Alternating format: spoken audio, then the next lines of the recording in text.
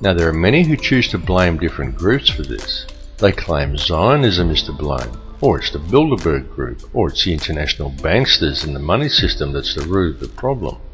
Yet the truth is that all of these things are merely differing mechanisms of control that are all interconnected.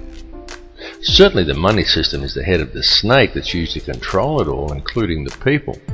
But ultimately, it's all one system, and all of these mechanisms are merely different layers of the same onion. They are differing levels in the hierarchy, and different arms of the same octopus.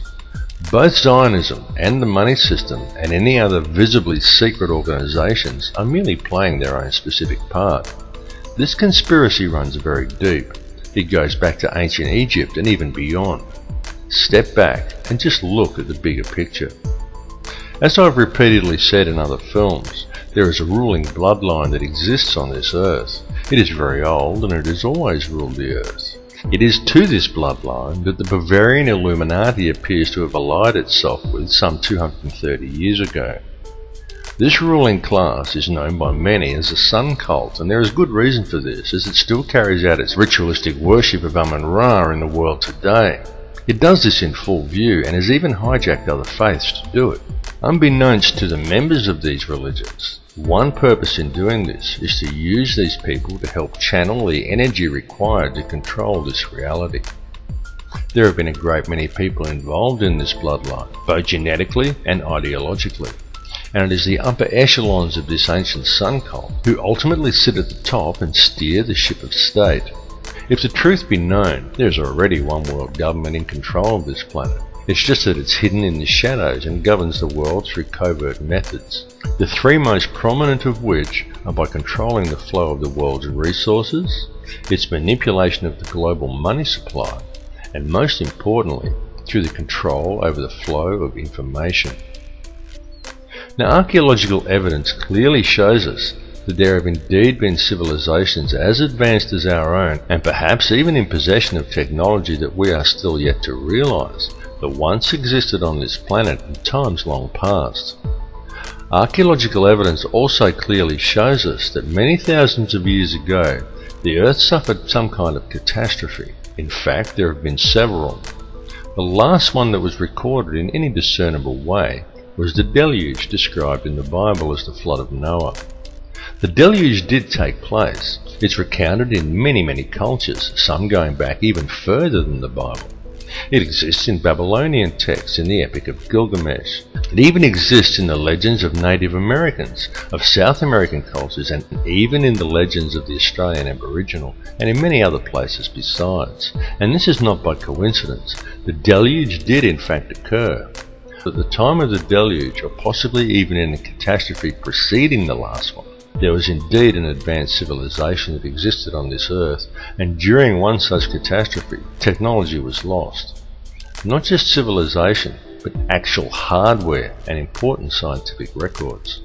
It has been a painstaking process for those in control to regain this technology, and we have been allowed to breed in order that it may be recovered, and the control over Earth's resources is again secured by those who control this world. They have used us as the power to achieve these ends.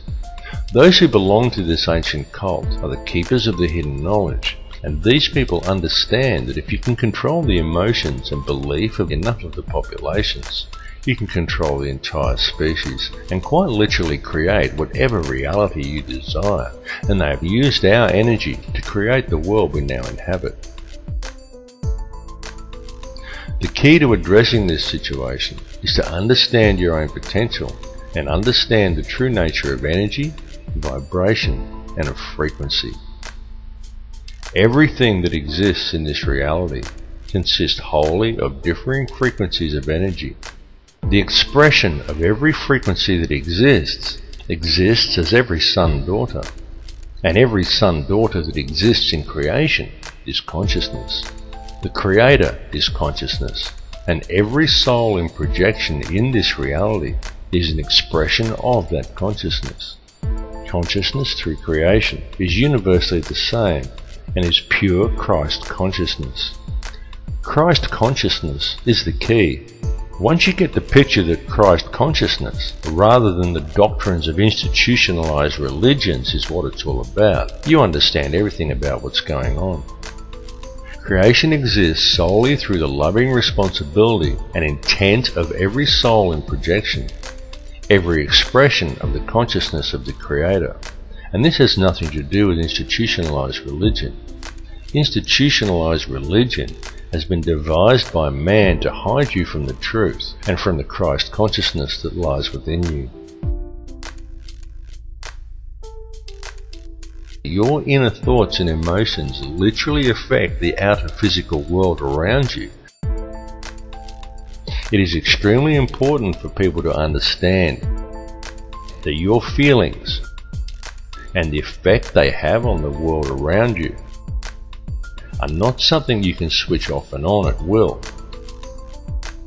It's an ongoing thing that's happening all the time. Every conscious moment of your life, you are communicating with the energy field around you, and every moment you are quite literally shaping this physical reality with your thoughts and your emotions and the energy you are releasing through them. Many people find such information to be somewhat discomforting, because with the understanding that your inner thoughts and emotions literally affect the outer physical world around you comes a great responsibility. How will you accept this responsibility? How will you now choose to live your life in the realization and true understanding of what energies you are putting back into the matrix for others to draw upon, and of how these energies, created by the choices you make, are literally shaping the physical world around you? Jesus was a Christ-conscious triune being in a projection. You are a Christ-conscious triune being in a projection, a thought in the mind of God, a manifestation of the expression of Alpha and Omega. The difference is that Jesus knew it, while most other people haven't figured it out yet. Every person living within this three-dimensional reality lives a completely illusionary existence. What man considers the ordinary events of everyday life on Earth have no counterparts in the higher realms of awareness. Every person dwelling on the Earth today is a living Christ triune being, subject to the third-dimensional mentalized illusion of this material plane. On Earth, each of you has 5 lower outer senses and 105 higher or inner senses you cannot normally access. Because of this, you are only able to perceive a very narrow bandwidth of this reality, and the way to unlock these higher senses is to understand the one law that governs this reality. There is only one law, and that is the law of absolute and unconditional love and service to the creation for the Creator. Evil is doing in practice the opposite of what you should be doing in principle. The reason is simple: disharmony is the result. What is thought of as evil is, quite simply, the presence of disharmony through acting in opposition to the one law. Evil is a choice, and the so-called battle of Armageddon that those of a religious persuasion are waiting for is, in actual fact, already being waged. It is a battle of energy that is being fought in a higher realm. It is a battle that is being fought on all levels, both spiritually and physically, and even electromagnetically. The weapons that are being used to wage this war are all around you. They are food toxins, electromagnetic radiation, and television. It is a battle of consciousness. It is being waged by occult means, and it is going on right now. The outcome of this war will be that man will either awaken his DNA, realize his true potential, and change this reality into one that embraces his connection to everyone and everything and to the Creator, or he will succumb, and in doing so, he will lose the final vestige of his humanity. We are right now on the precipice. We are teetering on the brink of one of these two realities. On one side lies salvation, and on the other, oblivion, while in our hands lies the choice. Look around you. This battle has been raging for many years. People are just kept distracted by design, and so for the most part they haven't yet noticed. Free yourself of the distraction though, and it becomes very obvious and quite plain to see. We are not in the end days or even in the end hours. We are in the final minutes, and the choice of what the final outcome will be, the very key to winning, lies within each of you. All I can ask is that you each look within yourself, because when you look deep enough, you will find that the words I have spoken are true. Realize your inner power and embrace your true potential, because the truth will set you free. My friends, stop complying with this system. It's time to wake up.